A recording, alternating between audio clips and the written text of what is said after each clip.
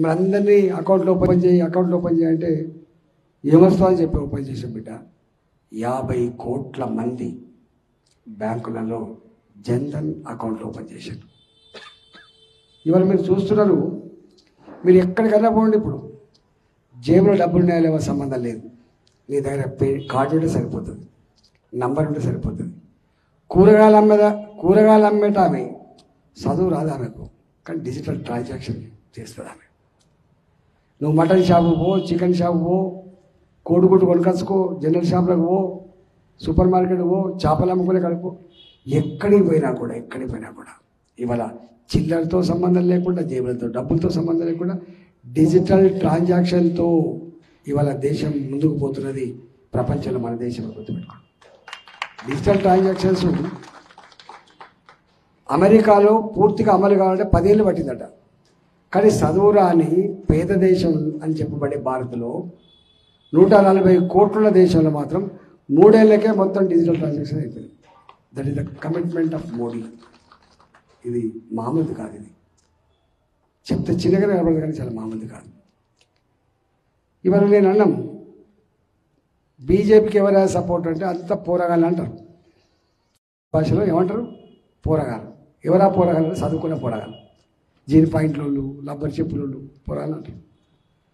కానీ ఆ పిల్లలు, చదువుకున్న పిల్లలు, యువకులు ఎందుకు మోడీ గారిని ఇష్టపడతారు అని నేను అడిగిన వాళ్ళని. ఏందా మీరు ఎందుకు మొత్తం కట్టకున్నట్టే మోడీ అంటాను ఏం సంగతి అని అడిగిన నేను. వాళ్ళన్న మాట ఏంటంటే, మాకు ఆయన వయసు తాత వయసు అంత ఉన్నది, కానీ ఆలోచన మాత్రం మాలాగానే ఉంది మోడీ గారిని అన్నాడు. ఎన్నాడు ఒక్కనాడు జ్వరం వచ్చిందని వెళ్ళే, ఒక్కనాడు బయటికి వెళ్ళలేదని వెళ్ళే, ప్రతి నిత్యం 365 days 24/7 ఇవాళ 10 ఏళ్ల కాలంలో దేశానికి జీవితం అంకితం చేసిన నాయకుడుగా ఇవాళ పేరు తెచ్చుకున్న వ్యక్తి మోడీ గారు. అయితే ఇక్కడ భారతదేశంలో ఒకప్పుడు నీ ఇంట్లో టీవీ మేడ్ ఇన్ జపాన్, నీ cell phone made in China, ఏ వస్తువైనా చైనా బజార్లే వచ్చినాయి, గుర్తుపెట్టుకోండి. కానీ ప్రపంచంలో ఎలక్ట్రానిక్ ఐటమ్లలో, రక్షణ పరికరాల తయారీలో make in India, made in India, ఇవాళ మొత్తం నీ సెల్ ఫోన్స్ అన్ని మేడ్ ఇన్ ఇండియా ఉంటాయి, గుర్తుపెట్టుకోండి. No made in Japan. ప్రపంచంలోనే సెల్ ఫోన్ల ఉత్పత్తిలో 2వ స్థానం సంపాదించుకున్న దేశం భారతదేశం. అంతేకాదు, మొన్న రష్యా ఉక్రెయిన్ యుద్ధమైంది. యుద్ధమైనప్పుడు మన పిల్లలు అక్కడ చదువుకుంటారు, రష్యాలో చదువుకుంటారు మెడిసిన్, ఉక్రెయిన్లో చదువుకుంటారు. ఇక్కడ అక్కడ 40 లక్షలకే 30 లక్షలకే మెడిసిన్ పూర్తయిందని చెప్పిపోతారు. ఆ దేశంలో చదువుకున్న పిల్లలు ఆ యుద్ధం మొదలు కాగానే అమ్మకు నాన్న మెసేజ్ పెట్టారు, మా పక్కకే బాంబులు పడుతున్నాయి, మా పక్క బంగ్లాలో కొంతమంది చనిపోయినరు, మా ప్రాణాలు పెట్టట్టున్నాయని చెప్పి వాళ్ళు కన్నీళ్ళు పెట్టుకుంటే మెసేజ్ పంపితే భారతదేశంలో పేరెంట్స్ ప్రధానమంత్రి గారికి పంపించారు మా పిల్లల్ని కాపాడమని. యుద్ధాన్ని ఆపించి మన ఫ్లైట్లు, మన మంత్రులు ఆ ఫ్లైట్లలో పోయి ఆ పిల్లల్ని తీసుకొచ్చి తల్లిదండ్రులకు అప్పచెప్పినప్పుడు దేశం గర్వించింది. మన దేశాన్ని చూసినటువంటి మన దేశ ప్రధానమంత్రి చేసే పనికి ఇతర దేశాల అధ్యక్షులు అభినందించడమే కాకుండా మా పిల్లల్ని కూడా చేర్చమని చెప్పి కోరినటువంటి ఉదంతం మోడీ గారు ఆయన జరిగింది. మనం విన్నామా ఎప్పుడన్నా? ఒకటే దేశం ఒకటే చట్టం, నినాదం దాన్ని ఆచరణ పెట్టింది మోడీ గారు. ఎప్పుడు ఐక్యరాజ్య సమితిలో చర్చలు జరిగినా జమ్మూ కాశ్మీర్ అంశం లేకుండా లేదు. వాజ్పేయి గారు నిరసన చెప్పిండ్రు, ఇందిరాగాంధీ గారు నిరసన చెప్పిండ్రు అని విన్నాం మనం.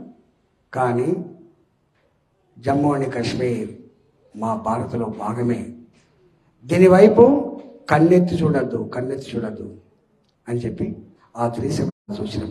సాయిబాబా టెంపుల్ దిల్సుఖ్నగర్, సాయిబాబా టెంపుల్ పక్కకే దిల్సుఖ్నగర్లో బాంబుల మూతలు, లుంబిని పార్క్ దగ్గర బాంబుల పేలుళ్ళు, ఆ పేలుళ్ళు లేవు, ఆ టెర్రరిజం లేదు. ఇలా మోడీ గారు ఈ దేశంలో కాదు ఈ దేశంలో టెర్రరిజానికి పాల్పడి ప్రపంచంలో ఎక్కడ జాక్కున్నా బిడ్డ పట్టుకచ్చి మట్టు పెడతామని చెప్పి ఛాలెంజ్ చేసిన వ్యక్తి నరేంద్ర మోడీ గారు ఇవాళ ఎక్కడ లేవు ఇవాళ. అందుకని ఇవాళ ఒక్కొక్కటి అనేకం చేసినారు. రామజన్మభూమి మొన్న మీకు తలంబరాలు వచ్చినాయి మనకు. ఎప్పుడు కోల్పోయినాం అది? ఎప్పుడు కోల్పోయినాం? ఆనాడు కోల్పోయిన రామాయణం.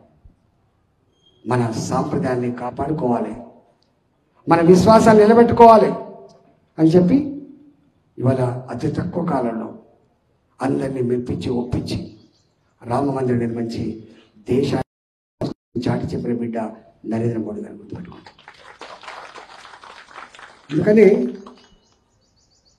ఒకప్పుడు భారతదేశం పేద దేశం, వాళ్ళ భాషలో చెప్పాలంటే థర్డ్ వరల్డ్ కంట్రీ. కానీ వాళ్ళ ఇది థర్డ్ వరల్డ్ కంట్రీ కాదు. ఆయన మోడీ గారు ప్రపంచ చిత్రపటం చెప్పేస్తున్నాడు, ప్రపంచ అన్ని దేశాల కంటే కూడా ఆర్థికంగా ఎదగగలిగే సత్తా శక్తి ఉన్న దేశం భారతదేశం అని చెప్తున్నాడు. మీరు ఎక్కడైనా పోండి, మీరు దేశాలు దిక్కుపోతున్న ఫ్లైఓవర్లు కేంద్ర ప్రభుత్వం ప్లాన్ చేసింది. నీ ఉప్పటిసారి కడుతున్న ఫ్లైఓవర్ కేంద్ర ప్రభుత్వం ప్లాన్ చేసింది. ఇవాళ కొంపల్లి దిక్కు కట్టే ఫ్లైఓవర్ కేంద్ర ప్రభుత్వం ప్లాన్ చేస్తుంది. ఇవాళ అలవాల్ దిక్కు కట్టే ఫ్లైఓవర్ కేంద్ర ప్రభుత్వం ప్లాన్ చేసింది. ఇక్కడ నా ప్రభుత్వం లేకపోవచ్చు, కానీ వాళ్ళు మా భారత ప్రజలు వాళ్ళ సంపూర్ణంగా అభివృద్ధి చేయాలని చెప్పి సంకల్పం ఉంది మా మోడీ గారికి.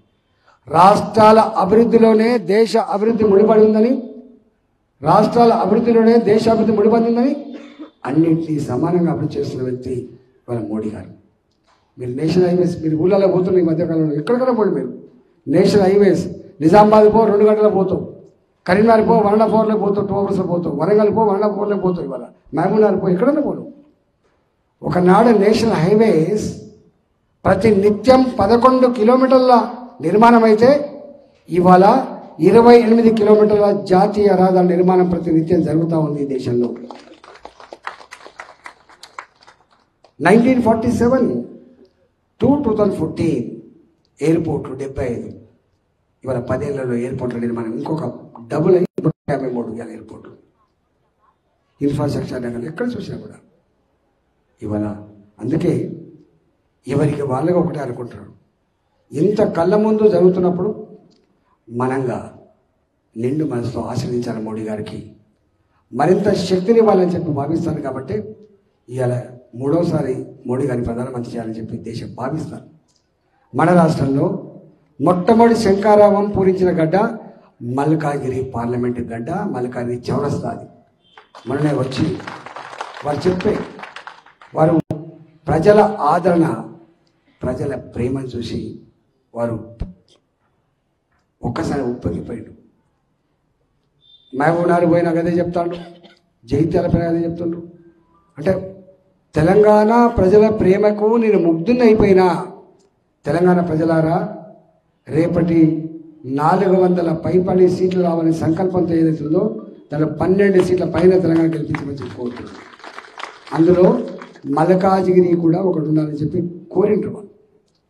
నా గురించి నేను తెలంగాణ ఉద్యమ బిడ్డగా 14 ఏళ్ళు కొట్లాడినా.